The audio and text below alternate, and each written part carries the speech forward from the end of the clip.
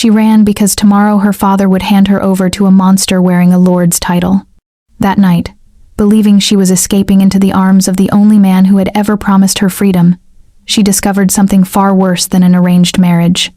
She overheard the truth, the laughter, the cruel plans, the way he said her name like it was a punchline. Betrayed and desperate, with dawn closing in like a death sentence, she believed she had lost everything, until she collided with a stranger in the darkness. In an act of pure recklessness, she made an impossible offer, her entire fortune if he would claim her tonight publicly, permanently, so no one could ever own her again. She never imagined she was offering herself to the most dangerous man in the realm, the Alpha King himself. Hey, quick question, how are you feeling right now? Thank you so much for being here. It really means the world to me. I'm working toward growing Liana's Moonshadow tale, and if this story is already pulling at your heart, please hit that subscribe button, smash the like, and drop a comment telling me where you're watching from. It helps more than you know. Alright, thank you. Now let's get back to the story. Tomorrow. The word hammered against Zena's skull as she stared at her reflection, fingers fumbling with the clasp of her mother's necklace, the only thing Lord Elliot hadn't already catalogued as part of her dowry. Tomorrow, her father would smile across a contract table and trade her future for territorial access. Tomorrow, Lord Martins would place his hand on her shoulder in front of witnesses and call her mine, with that oil-slick voice that made her skin crawl. Tomorrow, she would stop being a daughter and become property with a pulse. So tonight, she ran. Not because she was brave. Honestly, bravery had nothing to do with it. She ran because fear finally got loud enough to drown out obedience. Because the bruise on her wrist from where Martins had guided her during the betrothal dinner still throbbed. Because she'd rather die in the woods than live in his bed. She ran toward the only person who had ever whispered choice in her ear. Desmond, the blacksmith's son with gentle hands and secret promises. The one who wrote letters about freedom in a cottage by the sea, who swore he'd be waiting at the tavern to take her away before sunrise. But when Zena reached the tavern, slipping through the back entrance with her heart in her throat and her fortune tied to her waist, she didn't find her savior. She found a performance. Desmond, hunched over a corner table with two men she didn't recognize, counting coins, no counting minutes, talking about her like she was a job, like she was a mark. She should be crawling through those servant tunnels right about now, he said, checking the window, grinning, thinking she's so clever. One of the men laughed, harsh and knowing. And she really believes you're taking her away. A blacksmith's son with Lord Elliot's daughter. Desmond leaned back. That smile she'd kissed in dark hallways now twisted into something ugly. She's completely convinced. You should see the way she looks at me like I'm some hero from her pathetic storybooks. He mimicked her voice, high and desperate. Desmond, save me. Desmond, I trust you. The men roared with laughter. Zena's hand flew to her mouth, pressing hard against the sound, trying to escape. So the plan stays the same? The older man asked, wiping tears from his eyes. Exactly. We escort her north like loyal guards protecting her great escape. Make her feel safe. Desmond took a long drink, savoring it. And when we hit Thornwood Forest, we take the fortune she's been hoarding since childhood, split it 3 ways, and leave her there, far enough that she can't easily get back. Lost enough that no one will believe whatever story she manages to tell. And if she causes trouble? Desmond shrugged. Who's going to believe a hysterical noble girl who ran away from home? They'll think shame made her crazy. He checked the moon through the window, calculating. She should be here any moment. I almost want to see those desperate eyes when I play the concerned lover. Zena backed away from the pillar, legs shaking, vision blurring. Months. Months of letters, stolen kisses, promises that felt like prayers.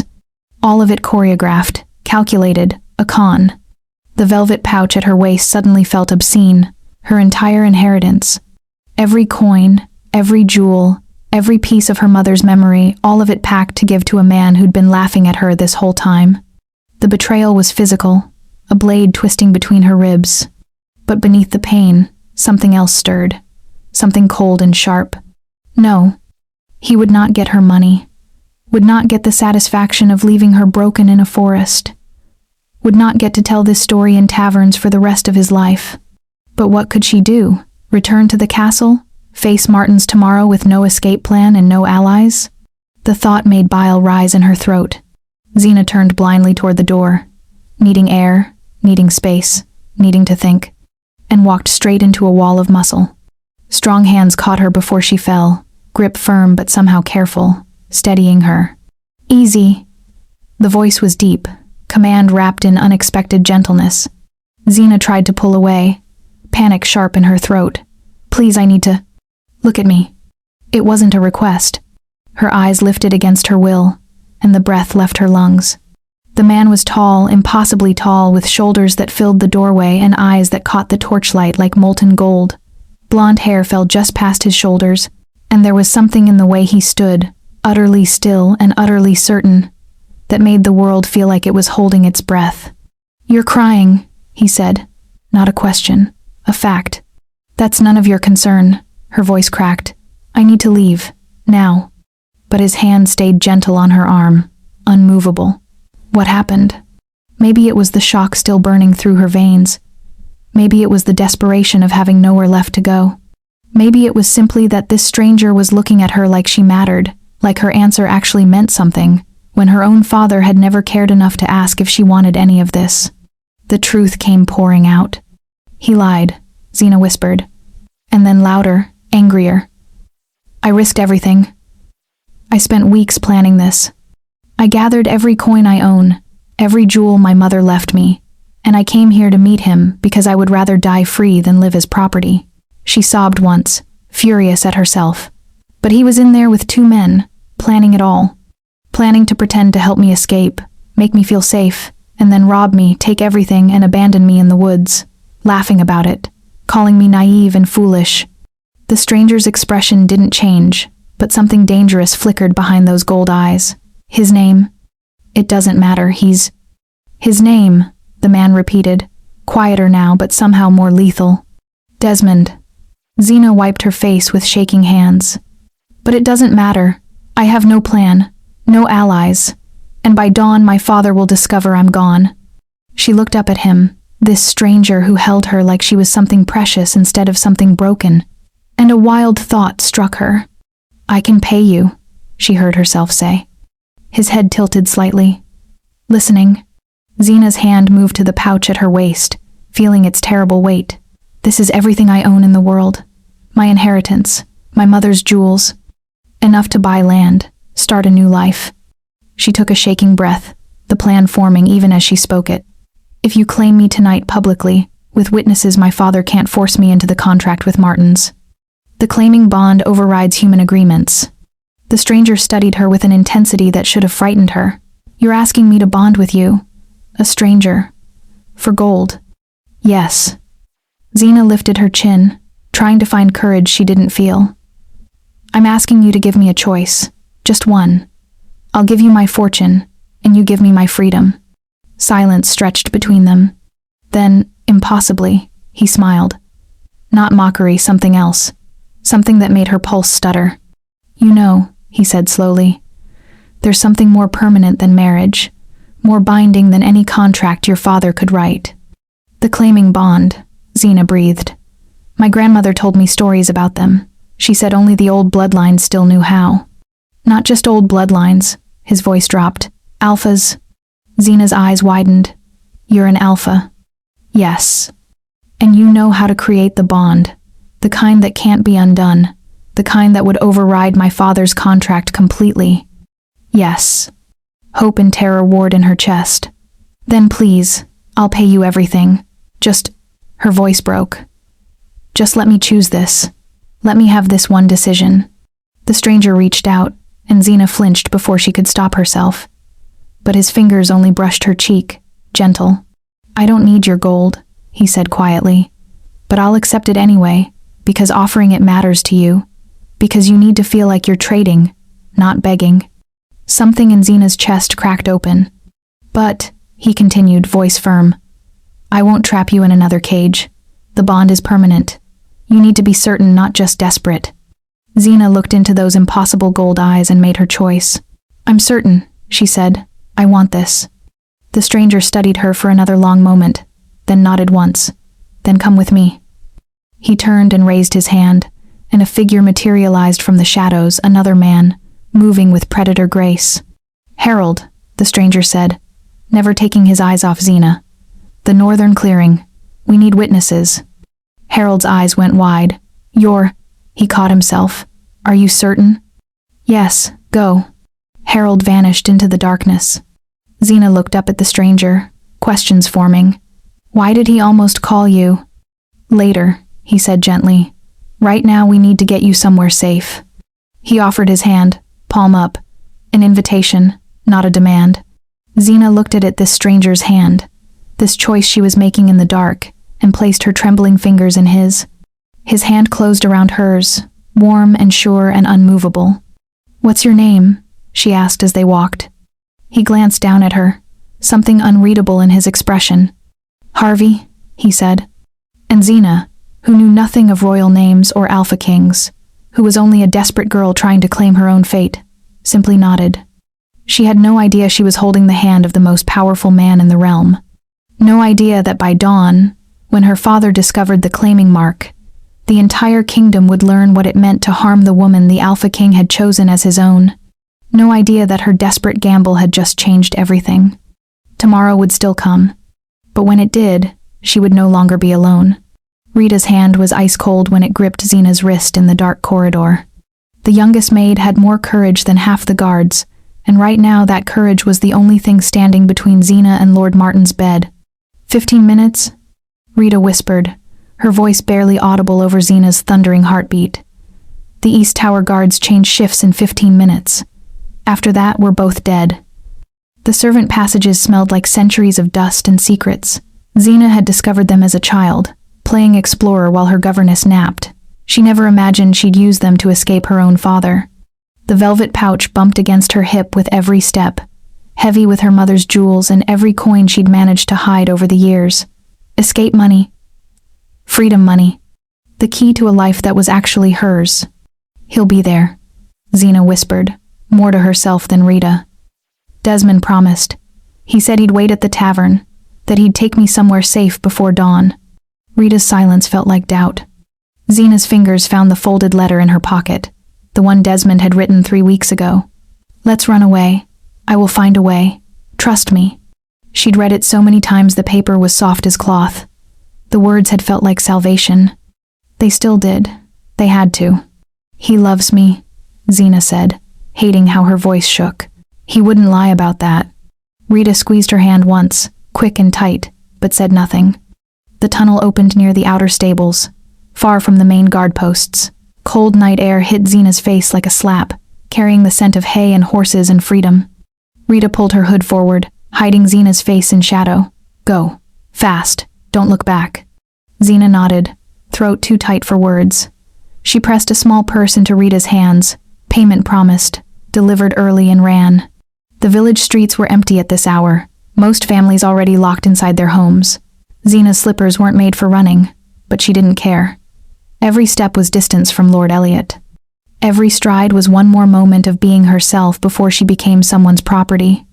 The tavern lights appeared ahead, warm and golden against the darkness. Desmond would be inside, waiting, ready to take her away from all of this. Xena slowed, forcing herself to breathe steadily. She couldn't walk in looking like a desperate madwoman, even if that's exactly what she was. Her hand touched the pouch again, feeling its comforting weight. This fortune would buy them time, distance, a new start somewhere Lord Elliot's influence couldn't reach. Tomorrow she'd wake up free. Tomorrow she'd belong to herself. The tavern door stood before her, solid and real and terrifying. Xena pushed it open and stepped inside. Heat and noise crashed over Xena the moment she entered. The tavern was crowded for a weeknight, tables full of men playing dice and sharing tankards. A few women moved between them, serving drinks with tired smiles. No one looked twice at the hooded figure in the doorway. Xena's eyes swept the room, searching. Where was he? The letter said the back corner, away from curious eyes, somewhere private where they could plan their escape without. There.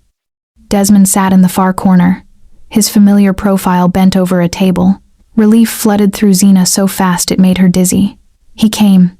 He really came. But then she noticed the 2 men with him. Strangers, both of them, leaning close as Desmond spoke. One was older, weathered like old leather. The other was younger, sharp-featured, watching Desmond with the attention of a student learning from a master. Why would he bring others? They were supposed to leave immediately. Every minute here was another minute for the guards to discover her empty room. Unease prickled down Zena's spine. She started toward them, then stopped. Something about Desmond's posture was wrong. Too relaxed, too confident, like someone who had all the time in the world. Zena slipped between the tables instead, staying in the shadows, moving closer from a different angle. Just to understand, just to hear what they were discussing before she interrupted. It was instinct, or paranoia, or maybe just the last functioning part of her brain screaming that something was off. She reached a thick wooden pillar near their table and pressed against it, hidden. She should be on her way now, Desmond was saying, checking the moon's position through the window. Probably crawling through those castle tunnels at this exact moment, thinking she's being so clever. Zena's blood turned to ice. The older man laughed, harsh and knowing. And she really believes you're going to run away with her? A blacksmith's son with Lord Elliot's daughter. That's rich. She's completely convinced. Desmond leaned back, grinning. You should have seen her face during our secret meetings. Those big, desperate eyes, looking at me like I'm some hero from her pathetic storybooks. He pitched his voice high, mocking. Desmond, save me. Desmond, I trust you. Desmond, I love you. The men roared with laughter. Zena's hand flew to her mouth, pressing hard against the sound, trying to escape. This wasn't happening. This couldn't be happening. So the plan stays the same? The younger man asked, wiping his eyes. Exactly. Desmond took a long drink, savoring it. We escort her north like hired guards protecting her grand escape. Make her feel safe, protected. And when we reach Thornwood Forest, he made a slicing gesture, we take everything. That fortune she's been hoarding since childhood. Split it 3 ways. Then we leave her there, alone, far enough that she can't easily get back. The older man whistled low. That's cold, boy. That's practical. Desmond shrugged. Who's going to believe her story anyway? A hysterical, noble girl who ran away from home and got robbed? They'll think shame made her crazy. And by then, we'll be long gone with enough gold to live like lords ourselves. And if she fights? The younger man asked. She won't. Desmond's smile turned cruel. She trusts me. That's what makes this so easy. He checked the window again. She should be here any moment. I almost can't wait to see those desperate eyes when I play the loving rescuer. Zena backed away from the pillar, legs shaking so badly she nearly fell. Months of letters, stolen kisses behind the stables, whispered promises in moonlit gardens, all of it choreographed, calculated, a con from the very first smile. The betrayal was physical, a knife twisting between her ribs. Her hand found the pouch at her waist, and suddenly it felt obscene. Her entire inheritance, her mother's memory, every piece of herself she'd packed to give to this man who'd been laughing at her the whole time. The pain turned sharp, then cold, then into something else entirely. Rage. Pure, burning rage that dried her tears and hardened something deep inside her chest. He would not have her. Not her money. Not her dignity. Not the satisfaction of telling the story in taverns for years. But what could she do? Return to the castle? Face Martins with no plan and no hope? The thought made bile rise in her throat. Zena turned blindly toward the door, needing air, needing space, needing to think before she did something stupid like scream or break something or... Thinking she's being so clever. Desmond's voice echoed behind her. Zena pushed through the tavern door and into the night. The cold air hit her like a fist. Zena stumbled forward, one hand pressed against her mouth, the other clutching the pouch at her waist like it was the only real thing left in the world. Fool. She was such a fool. How had she not seen it? How had she believed that Desmond, a blacksmith's son with nothing to his name, actually wanted her and not what came with her? Tears burned her eyes, but she forced them back. She wouldn't cry over him. She wouldn't give him that. But what now? The question crashed over her in waves. What now, what now, what now? Dawn was coming. Her father would discover her empty room. The guards would search, and she'd be dragged back to face not just Martin's, but Lord Elliot's rage at her defiance. Unless she ran, really ran, took her fortune, and disappeared into the night before anyone could. Zena's vision blurred. She wasn't watching where she was going. She was just moving, desperate to put distance between herself and that tavern, that laughter, that terrible truth. She walked straight into something solid. Strong hands caught her before she fell, grip firm around her arms, steadying her. Easy.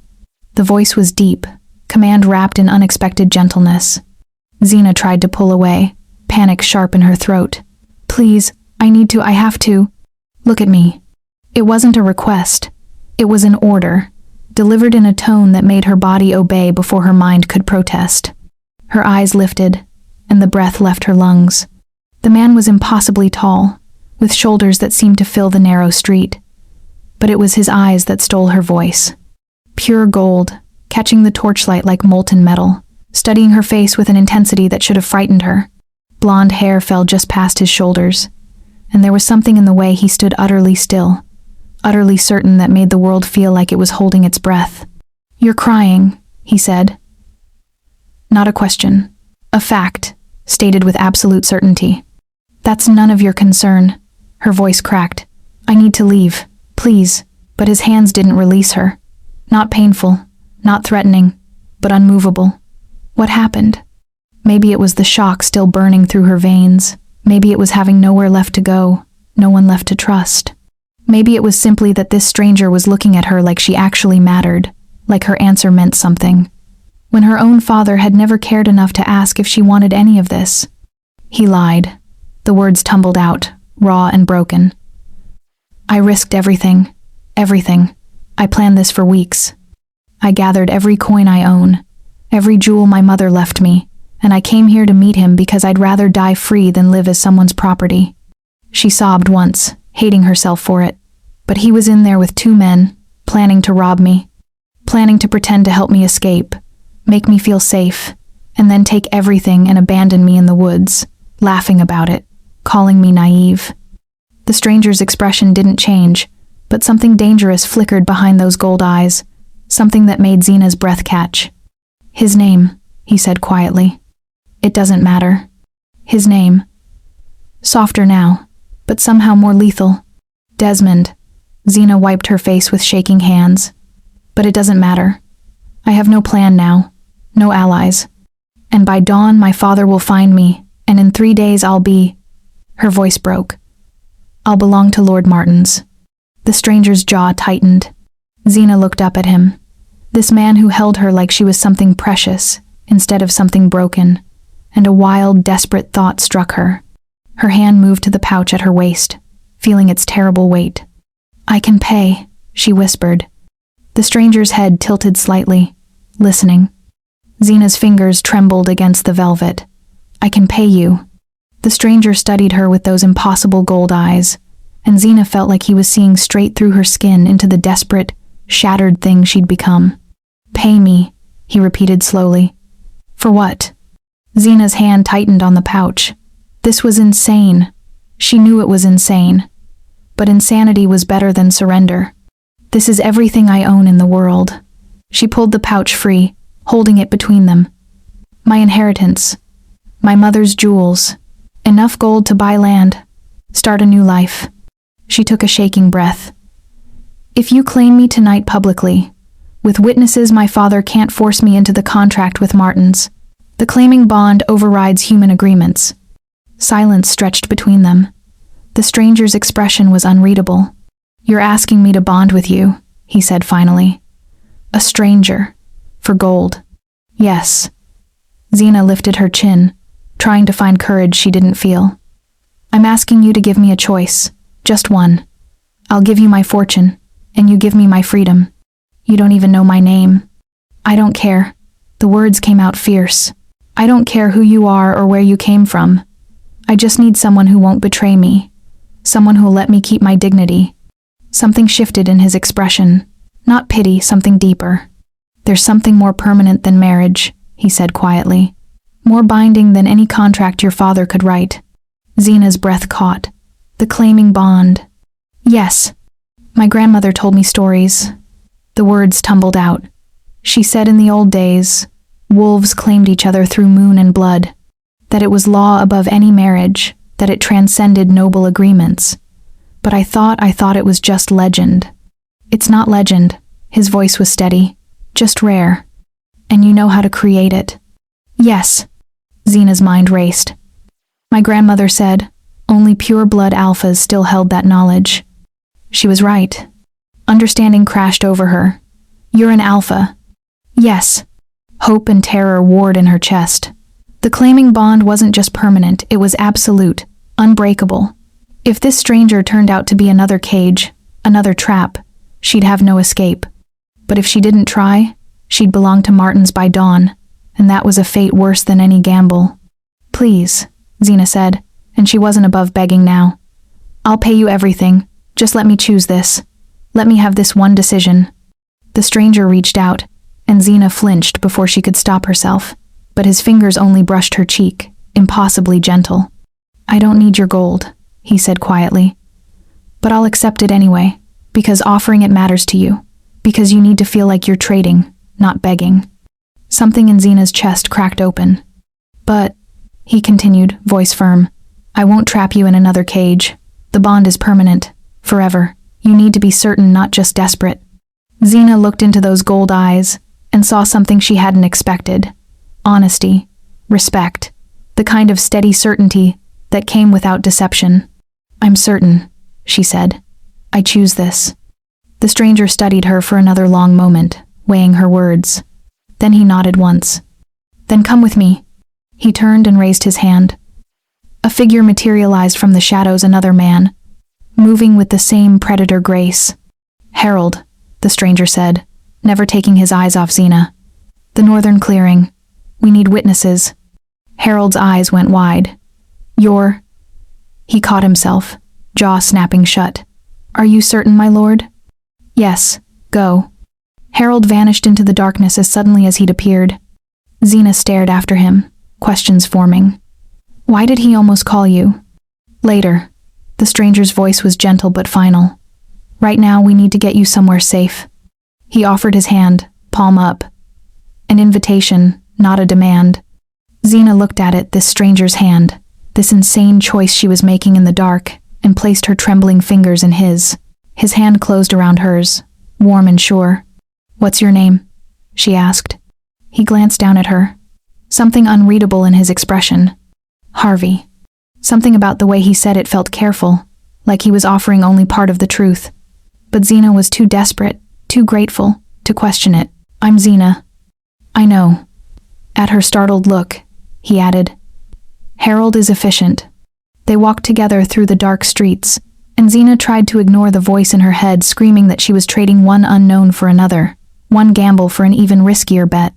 But when she looked at Harvey's profile in the moonlight, at the way he held her hand like she was something worth protecting, she felt something she hadn't felt in months. Hope. Harold was already waiting when they reached the clearing. The clearing opened beneath the full moon, like a stage waiting for its players. Ancient trees ringed the space, their branches creating a natural cathedral. Silver light washed everything in shades of pearl and shadow. Harold stood near the center with two other men guards, Zena realized, from the way they carried themselves. All three watched Harvey with an attention that bordered on reverence. Witnesses, Harvey said quietly, answering her unspoken question. The bond requires them. Zena's heart hammered against her ribs. This was real. This was actually happening. Harvey turned to face her fully, his hands settling gently on her shoulders. The bond will be created through a bite. Here. He touched the place where her neck met her shoulder. The place our people recognize. My grandmother described it, Zena whispered.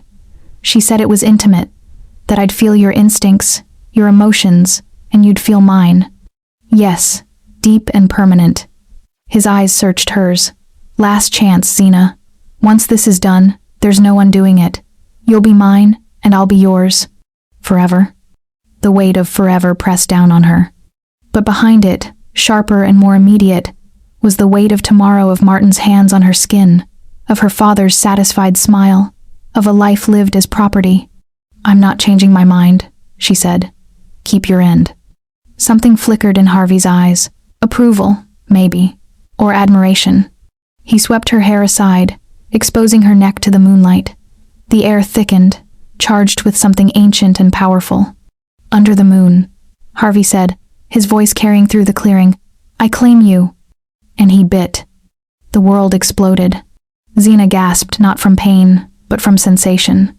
Heat surged from where his teeth broke her skin, spreading like liquid fire through her veins. Her entire body came alive in ways she didn't understand. Sounds sharpened. She could hear the wind whispering through leaves, Harvey's breath against her skin, the beat of two hearts pounding closer and closer together until she couldn't tell which was hers.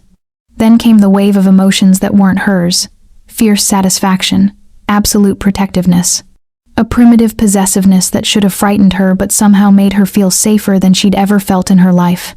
When Harvey pulled back, his tongue sealing the wound, Xena was breathing hard. The world had changed. Colors were brighter, sounds clearer, and his presence was a steady pulse inside her chest, like a second heartbeat. What? Her voice failed. Her hand flew to her neck. Is that you? Your emotions? The bond, Harvey confirmed. You feel what I feel, and I feel yours. Through the connection, Xena sensed his certainty, his strength, and something else, something that felt dangerously like care. It's done, Harold said quietly, and there was something like awe in his voice. Harvey's hand cupped Xena's face, turning her to look at him. How do you feel? Different. Xena touched her neck again, feeling the mark. Like I'm more than I was before. You are. His thumb brushed her cheekbone. You're mine now, and I'm yours.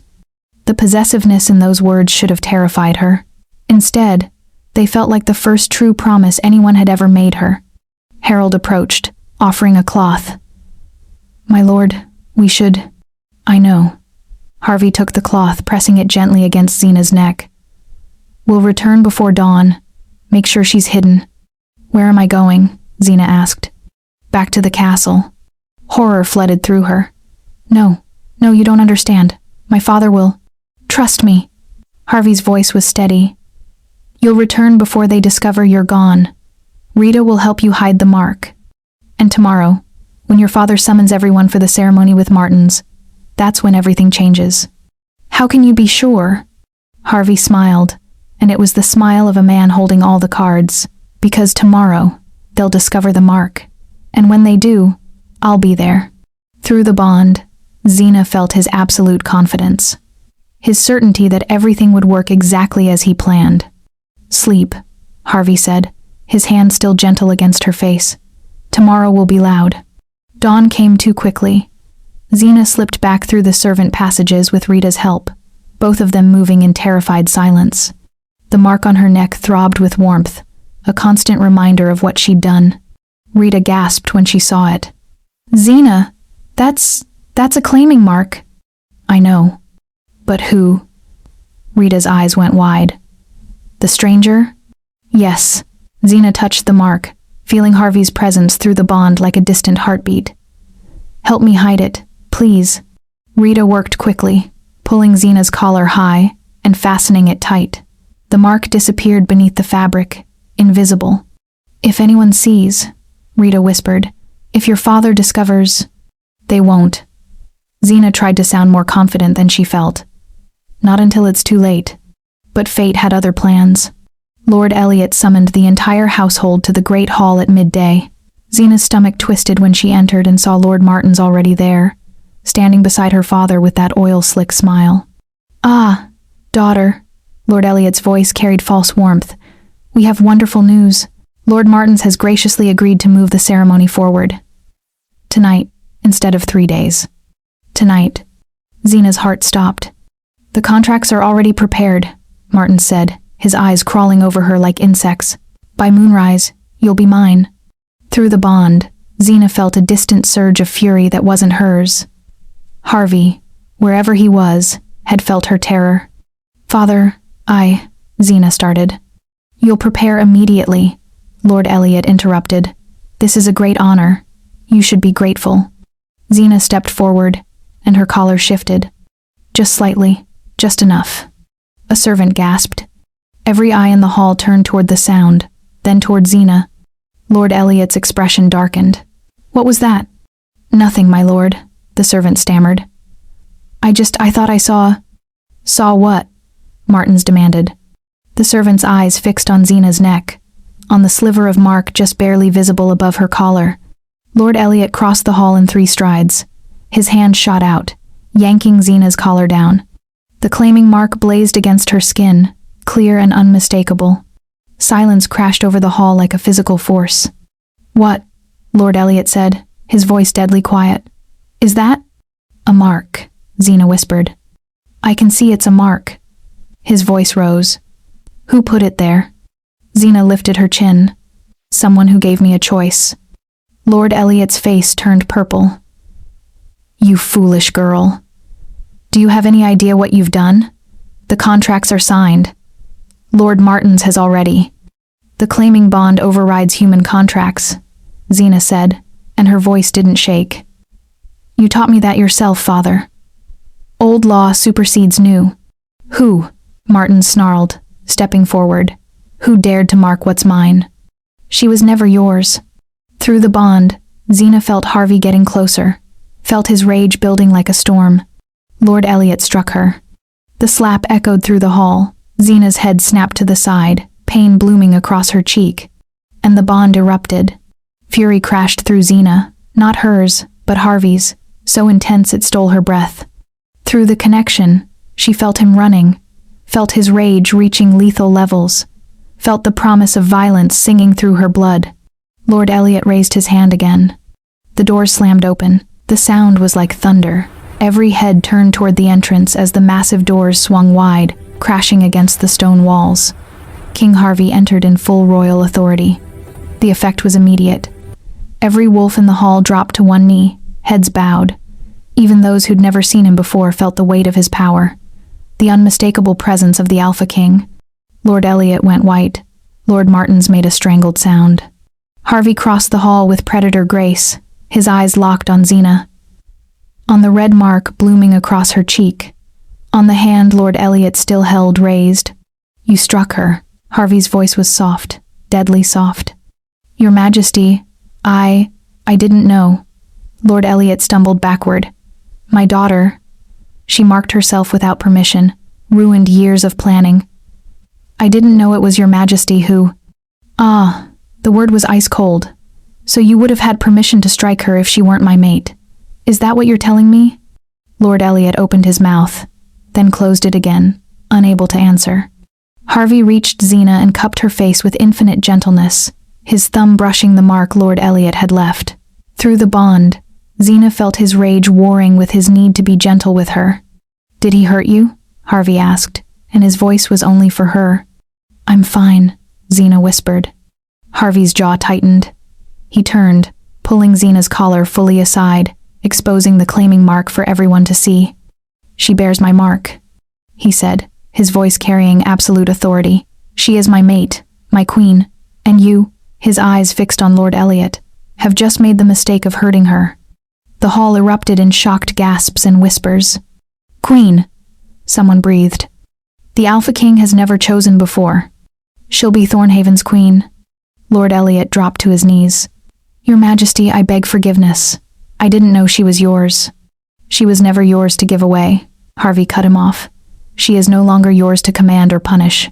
She is under my protection. And whether in my presence or not, anyone who touches her without her consent will answer to me personally." The threat hung in the air, clear and lethal. Harvey's eyes found Lord Martin's, who stood trembling near the dais. "As for you and your ridiculous contract, it's void. The claiming bond overrides any human agreement. I suggest you forget any claim you thought you had." "No, Your Majesty," Martin stammered. "I have no claim. I beg forgiveness." "Out." Harvey's voice dropped to a growl. "Get out of my sight." Martin's practically fled, his dignity in tatters. Harvey turned back to Zena, and when he spoke, his voice softened. "Are you all right?" It was the same question as last night, the same impossible gentleness beneath all that fury. "You're the king," Zena whispered. "You were always the king." "Yes. I offered you gold." Shame scorched through her. "I proposed a claiming bond to the richest man in the realm like you needed my handful of coins. And I accepted." Harvey's voice was steady. "Because you chose me without knowing what came with the title. You were brave enough to take control of your fate. That matters more than any crown. Through the bond, she felt his absolute sincerity. No mockery, only respect, and something else, something fierce and possessive, that made her feel protected in ways she'd never known. She bears my mark, Harvey said again, turning to address the hall. Harm her again, and you answer to me. Harvey called for a trial at dawn the next morning. The great hall filled with nobles, servants, and anyone curious enough to witness justice delivered by the Alpha King himself. 2 thrones had been placed on the dais. Harvey sat in one, Xena sat in the other.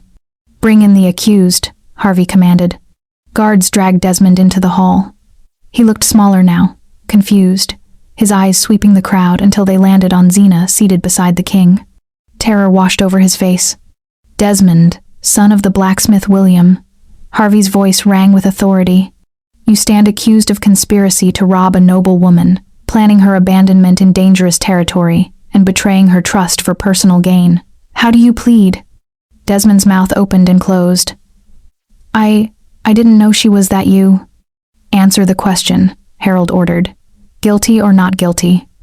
I didn't know, Desmond said desperately. How could I know she'd be the king's mate? So you admit the acts, Harvey said with icy calm, but claim ignorance of the victim's identity as your defense. Silence. Did you plan to deceive Lady Xena? Harvey continued. Did you plan to take her gold under false pretenses? Did you plan to abandon her? Desmond looked around desperately, found no sympathy anywhere. Yes, he finally whispered, but she wanted to run away. She asked me for help. Call the witness, Harvey interrupted. The tavern worker stepped forward, nervous but determined. Your Majesty, I was serving drinks that night. I heard everything. Thomas was laughing with 2 men, planning to rob a noble woman. Said she was so desperate she'd give him everything. Said they'd pretend to help her escape, take her money, and leave her in the woods. The hall murmured in shock. Harvey's eyes never left Desmond. The sentence is permanent banishment from all werewolf territories under Thornhaven's authority. You'll be marked as a traitor. Any property will be confiscated. You have until tomorrow's sunset to leave these lands. No, please. Guards. Desmond was dragged out, his pleas ignored. Harvey turned to Lord Martins next, who stood pale and trembling. Your contract is void. Your engagement is nullified. Leave this territory and don't return. Martins fled without a word. Finally, Harvey's eyes found Lord Elliot. You will sign a formal renunciation. Valamore relinquishes all claims over Xena, all authority, all rights to interfere in her life. Any attempt to use her name for political gain will result in severed alliances with Thornhaven. Harold stepped forward with a document. Lord Elliot signed with shaking hands.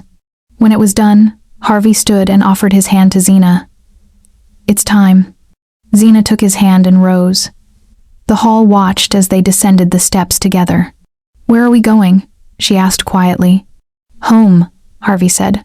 Thornhaven, your new home. Outside, a carriage waited. Guards lined up in formation. Rita stood near the carriage, her bag packed, eyes wide with wonder. Harvey helped Xena inside, then mounted his horse beside it. As the procession began to move, Xena looked back at the castle one last time, at the towers where she'd grown up, at the windows of her old chambers, and she felt nothing, no longing, no regret, only peace. Where have your thoughts gone? Rita asked softly. Xena smiled, touching the mark on her neck that still pulsed with warmth. To the future, only to the future. Through the bond, she felt Harvey's satisfaction, his joy, his fierce pride in her, and something deeper she wasn't quite ready to name yet. She hadn't bought a mate, she'd chosen a future, and the Alpha King had chosen her back. The carriage rolled forward, carrying her toward Thornhaven, toward her new life, toward everything she'd been brave enough to claim.